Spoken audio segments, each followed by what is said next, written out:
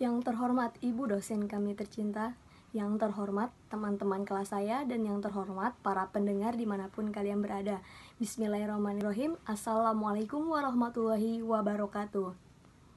Alhamdulillah, alhamdulillahilladzi hadzana li hadza wa ma kunna linahtadiya laula an hadanallaha. Asyhadu alla ilaha illallah wa asyhadu anna Muhammadan abduhu wa rasulullah nabiyya ba'da. Pertama-tama, marilah kita panjatkan puja dan puji syukur kehadirat Allah Subhanahu wa Ta'ala yang telah memberikan kita kesehatan, nikmat lahir dan batin, sehingga kita dapat berkumpul di tempat ini dalam rangka menghambakan diri kepada Allah Subhanahu wa Ta'ala. Sholawat serta salam tak lupa kita curahkan kepada Nabi besar kita, Nabi besar Muhammad Sallallahu Alaihi Wasallam, yaitu Nabi kita, Nabi akhirul zaman dan penutup para nabi, yang telah membawa kita dari zaman onta hingga zaman Toyota, dan dari zaman jahiliyah hingga zaman terang benderang seperti sekarang ini. Tujuan saya dari menyampaikan ceramah ini bukan hanya untuk mendapatkan nilai atau jumlah yang tinggi dan cukup bagus, tetapi jika para pendengar bisa mengambil atau memetik hikmah dari yang saya sampaikan, silahkan. Dan judul ceramah yang akan saya sampaikan ini adalah pusat dari segala penyakit. Ya, pusat dari segala penyakit. Tidak dapat dipungkiri bahwa setiap kehidupan manusia memiliki titik semangat dalam menjalani kehidupannya. Dan tidak pula juga mereka merasakan titik lemah saat menjalani aktivitas kehidupannya. Mungkin bagi kita para manusia tidak dapat mengetahui penyakit apa tersebut, bahkan tidak bisa terdiagnosis atau oleh pengetahuan medis sekalipun. Sedikitnya ada beberapa potensi penyakit yang ada dalam tubuh manusia atau dalam diri manusia. Penyakit hati ini yaitu pertama penyakit lemah dalam bersemangat dan juga penyakit malas. Tidak usah jauh-jauh untuk mencari contohnya, yaitu ada dalam kehidupan kita sehari-hari. Misalkan dosen memberikan kita tugas untuk dikumpulkan sepekan yang akan datang setelah pelajaran tersebut dimulai. Namun sebagian mahasiswa ada yang langsung mengerjakannya dan ada yang tidak. Iya bukan? Nah, mungkin dari sebagian mahasiswa yang mengerjakannya nanti-nanti atau mengerjakan leha-leha, mereka membuang waktu itu dengan sia-sia. Bahkan dari siklus persentase 20% mahasiswa itu mengerjakannya langsung, dan juga sisanya wallahu alam, hanya kita semua yang tahu.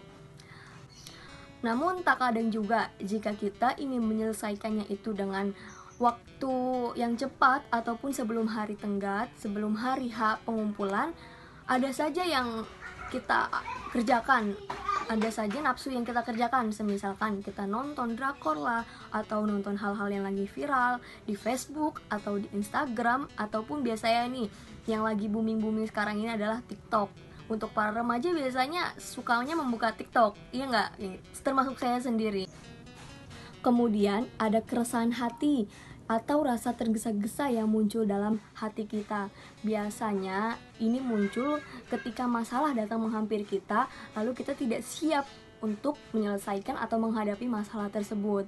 Sebetulnya setiap manusia pasti memiliki namanya masalah. Tidak mungkin tidak memiliki masalah. Sekarang begini, apa iya ada api kalau tidak ada korek? Dan ketika tiba-tiba muncul aja ada api, nggak mungkin kan? Nah, seperti itu pula setiap kehidupan manusia itu pasti memiliki sebuah masalah, dan masalah ini seperti istilahnya bumbu-bumbu dalam kehidupan, dan bagaimana kita mentakarkan bumbu-bumbu tersebut dalam kehidupan kita. Bagi saya masalah itu hukumnya wajib dalam setiap kehidupan manusia. Loh, kenapa bisa wajib? Soalnya dari masalah itu kita bisa menjadi manusia yang pemikir, dituntut untuk menjadi pemikir dalam bertindak sebelum melakukan sesuatu. Tapi tidak usah khawatir, Allah tidak akan memberikan sebuah masalah kepada hambanya yang tidak bisa diselesaikan oleh manusia atau oleh hambanya. Dan di sini bagaimana kita menyelesaikan masalah tersebut dengan kepercayaan diri kita. Tidak banyak orang yang menyelesaikan masalahnya itu dengan cara menyalahkan dirinya sendiri, merasa dirinya itu nggak berguna untuk sesama manusia ataupun kepada yang lainnya, merasa diri ini tuh tidak ada gunanya untuk dihidupkan di dunia ini. Nah, itu salah. Bahkan tidak banyak juga orang yang menyelesaikan masalahnya itu dengan cara bunuh diri. Nauzubillah min zalik. Semoga ini tidak terjadi kepada kita para pendengar. Termasuk dosa besar loh bunuh diri ini, karena menunjukkan sikap ketidaksabaran kita dan keputusasaan dalam menghadapi sebuah masalah. Padahal Allah itu menyayangi hambanya dan sampai melarang perbuatan bunuh diri ini dalam firman Allah Subhanahu wa taala yang berbunyi Bismillahirrahmanirrahim wala taqtulu anfusakum innallaha kana bikum rahiman, yang artinya dan janganlah kamu bunuh diri, sesungguhnya Allah Maha Penyayang kepadamu. Surah An-Nisa ayat 29. Dan penyakit selanjutnya adalah penyakit bakhil dan pengecut. Seringkali kita tidak menyadari bahwa harta yang kita miliki ini adalah harta orang lain juga. Loh, gimana maksudnya? Ya iya, harta yang dititipkan kepada kita itu bukan seutuhnya milik kita. Itu ada milik orang lain juga. Nah, bagaimana kita mengamalkan harta tersebut? Misalkan kita bisa mengamalkannya untuk sebagai pembangunan masjid ataupun amal jariah lainnya.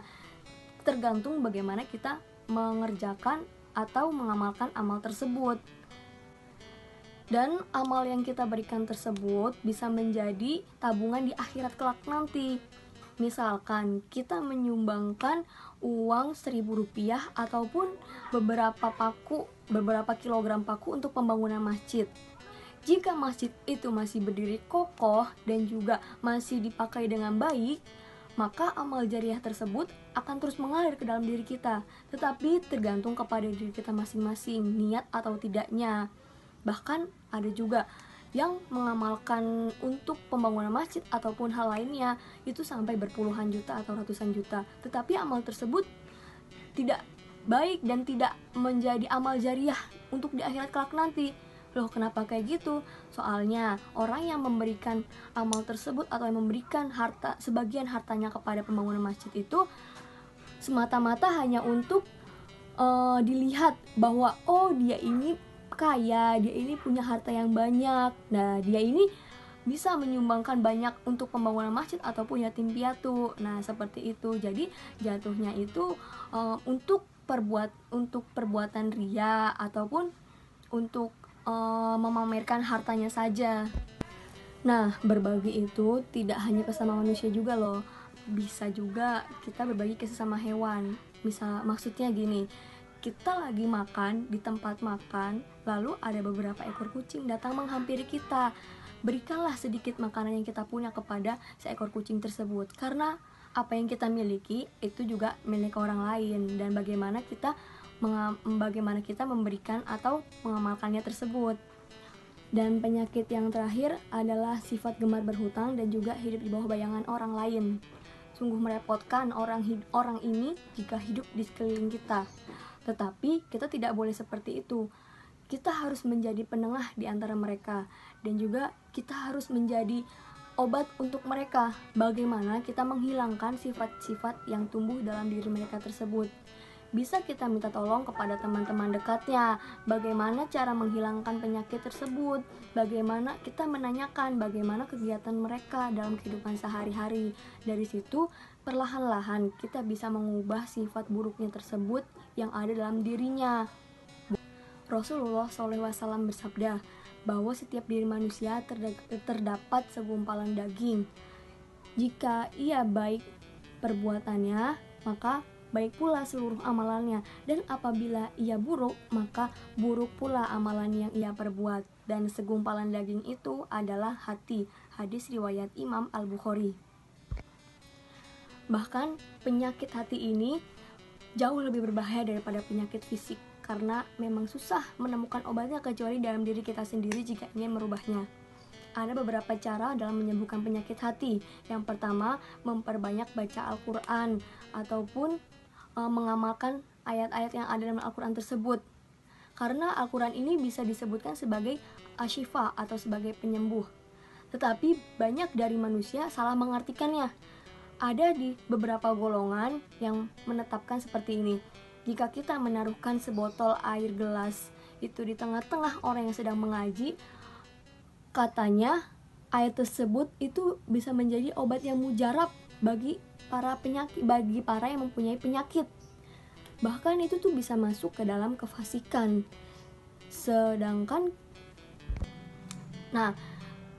Penyakit hati ini lebih bahaya daripada penyakit fisik karena memang tidak ada obatnya kecuali dari diri kita sendiri ingin merubahnya, atau dari diri kita sendiri niat untuk menjadikan kita ini menjadi lebih baik. Dan insya Allah jika kita berniat baik, maka Allah akan menuntun kita ke jalan yang benar dan Allah akan memberikan petunjuk kepada kita.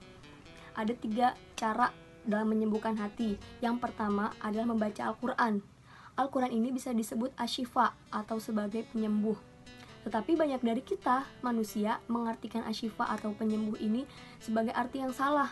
Semisalnya ada dalam beberapa tindakan kelompok atau tindakan golongan yang mengartikan bahwa jika kita menaruhkan 1 botol air gelas di tengah-tengah orang yang sedang melantunkan ayat suci Al-Quran, maka air tersebut bisa menjadi obat yang mujarab.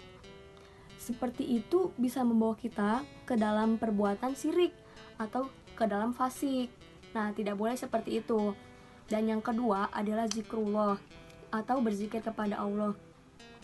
Luangkanlah sedikit waktu kita sehabis sholat ataupun sebelum tidur dalam berzikir atau mengingat kita kepada Allah. Dan dengan cara itu kita akan bisa mengingatkan diri dan mendekatkan diri lebih dekat kepada Allah Subhanahu wa Ta'ala. Dan yang terakhir itu adalah menenangkan diri di masjid ataupun itikaf. Kapan sih waktu itikaf itu?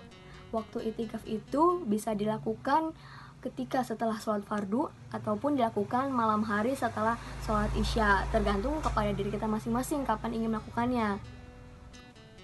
Nah, baiklah, sekian ceramah dan celotehan yang saya sampaikan. Jika ada baiknya bisa kalian petik dan ambil hikmahnya, dan jika itu ada yang salah ataupun yang buruk, itu datangnya dari saya sendiri, karena manusia itu tidak luput dari kesalahan dan juga dosa. Wabillahi taufik wal hidayah. Wassalamualaikum warahmatullahi wabarakatuh.